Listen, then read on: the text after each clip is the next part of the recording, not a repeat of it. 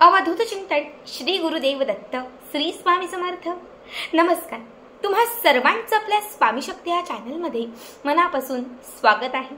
स्वामी तुम्हा सर्वांच्या सर्व इच्छा पूर्ण करो एवढीच स्वामींच्या चरणी प्रार्थना करते आणि आपल्या आजच्या नवीन आणि सुंदर व्हिडिओला पुन्हा एकदा नव्याने सुरुवात करते।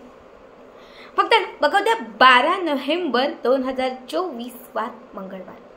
उद्या असणारा मंगळवार हा कार्तिक महिन्यातील सर्वात महत्त्वाचा मंगळवार आहे, कारण उद्या कार्तिकी एकादशी आहे। बघा, संपूर्ण कार्तिक महिना तुम्ही लहानपणापासून ऐकलं असेल। कार्तिक महिना आला की आपली आजी पणजी सांगायची, आता या महिन्यामध्ये घरात मांसाहार करायचं नाही, या महिन्यात जास्त व्रत करायची, या महिन्यात धार्मिक स्थळी जायचं, तिथे जाऊन स्नान करायचं, असंख्य गोष्टी। जितकं महत्त्व हे श्रावण महिन्याला आहे, जितकं महत्त्व हे आषाढ महिन्याला आहे, तितकंच महत्त्व हे कार्तिक महिन्याला आहे।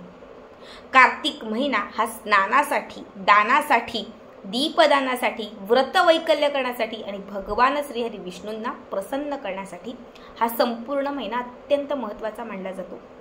बघा, आषाढ महिन्यात जी आषाढी एकादशी येते, या एकादशीच्या दिवशी खरं तर भगवान श्रीहरी विष्णू हे निद्रा अवस्थेत जातात, हे शयन अवस्थेत जातात, म्हणून त्या आषाढी एकादशीला देवशयनी एकादशी असेही म्हणतात।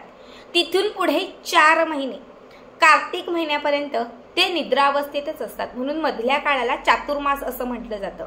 आणि जो कार्तिक महिना येतो, या कार्तिक महिन्यातील एकादशीला, म्हणजे उद्या जी एकादशी आहे, या एकादशीला भगवान श्रीहरी विष्णू हे निद्रा अवस्थेतून जागृत अवस्थेत येतात, ते झोपेतून जागे होतात आणि म्हणूनच कार्तिकी एकादशीला देव उठणी किंवा प्रबोधनी एकादशी असेही म्हणतात। या एकादशीपासून तुळशी विवाह किंवा मग आपल्या घरामधील एखाद्या सदस्याचा विवाह करायचा असेल तर ही एकादशी संपल्यानंतर मग ते विवाहाचे जे योग आहेत हे योग सुरू होतात।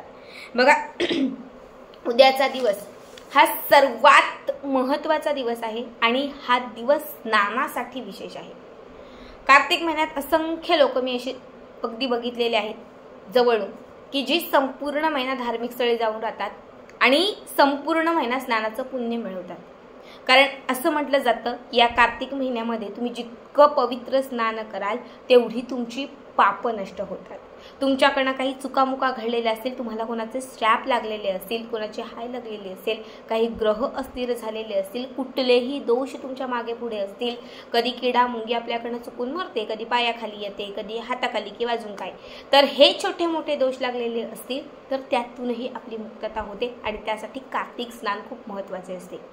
आता उद्याच्या दिवशी आपण व्रत करणार आहेत, असंख्य गोष्टी करणार आहेत, पण या सगळ्या गोष्टींच्या अगोदर आपण पवित्र स्नान करणार आहेत। ज्यांच्याही शेजारी पाजारी आजूबाजूला कुठे धार्मिक स्थळ आहे त्यांनी आवर्जून तिथे जायचं आहे। आमच्याकडे गरम पाण्याची कुंडे आहेत, ज्याला गरम पाण्याचे झरे असं म्हणतो, आणि मी जिथे राहते, माझं गाव जे आहे ते धार्मिक क्षेत्र किंवा धार्मिक स्थळ म्हणून ओळखलं जातं, त्यामुळे आमच्या गावामध्ये खरं तर असंख्य लोक येतात स्नानासाठी।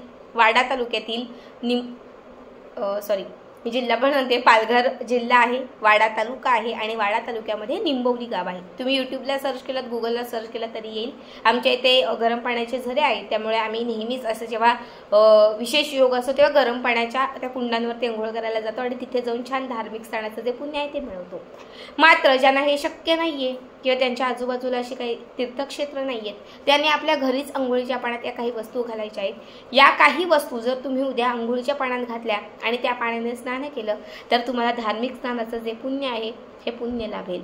आता सगळ्यात महत्त्वाची आणि सगळ्यात पहिली गोष्ट, तुम्हाला जो उद्या उपाय करायचा आहे त्याची सुरुवात आज रात्री करायची आहे। बघा, आपल्याला सगळ्यात पहिले काय करायचं, ते एका वाटीमध्ये किंवा एखाद्या लाल रंगाच्या कापडामध्ये तुम्हाला थोडीशी हळद एक चिमूटभर हळद घालायची आहे आणि आपलं जे देवघर आहे, देवघरात जिथे भगवान श्री विष्णूंची मूर्ती किंवा फोटो असेल त्यांच्या समोर ही हळद ठेवून द्यायची आहे। 1-5 मिनिटं ठेवा।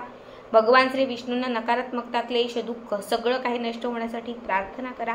त्यानंतर तुम्हाला तिथे बसून 1-5 मिनिटं ओम नमो भगवते वासुदेवाय नमः या मंत्राचा जप करायचा आहे। ती हळद तिथून उचलायची आहे।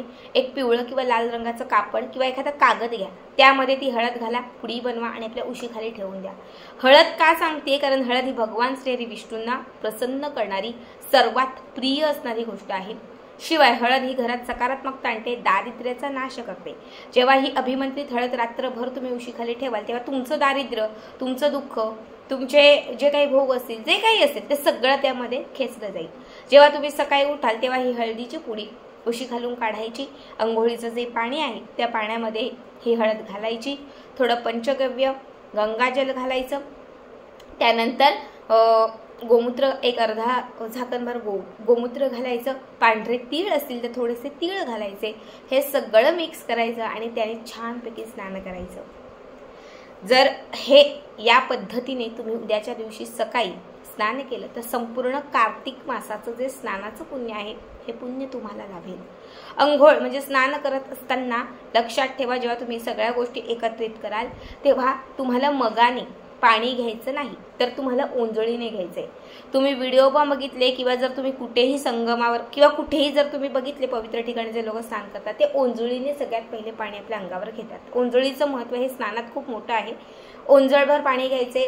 उजव्या खांद्यावर आधी, नंतर डाव्या खांद्यावर, उजव्या खांद्यावर, डाव्या खांद्यावर, असं 3 वेळा उजव्या खांद्यावर, 3 वेळा डाव्या खांद्यावर ते अर्पण करायचं आहे. आणि मग त्या पुढचं जे स्नान आहे ते मगाने तुम्ही घेऊ शकता पाणी.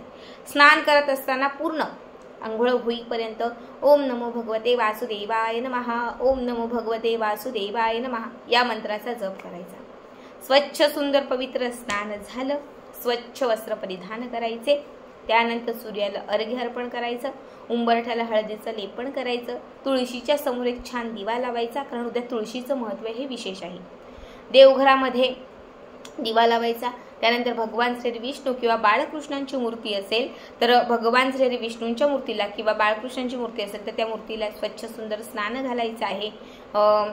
स्नान घालत असताना तुम्ही पंचामृताने घालू शकतात किंवा फक्त दूध आणि पाण्याने घालू शकतात.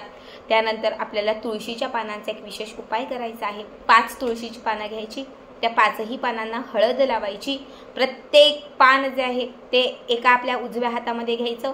इच्छा व्यक्त करायची आणि ही तुळशीची एक एक करत 5ही पानं जी आहेत ती भगवान श्री विष्णू किंवा बाळकृष्णांना अर्पण करायची.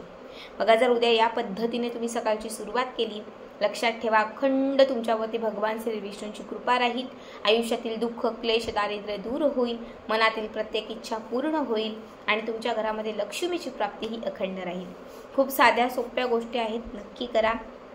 आज रात्री झोपताना चिमूटभर हळद अभिमंत्रित करून उशाखाली आवर्जून ठेवा आणि सकाळी ही हळद अंघोळीच्या पाण्यात नक्की टाका. तर आजचा व्हिडिओ तुम्हाला कसा वाटला कमेंट करा. श्री स्वामी समर्थ. जय जय स्वामी समर्थ.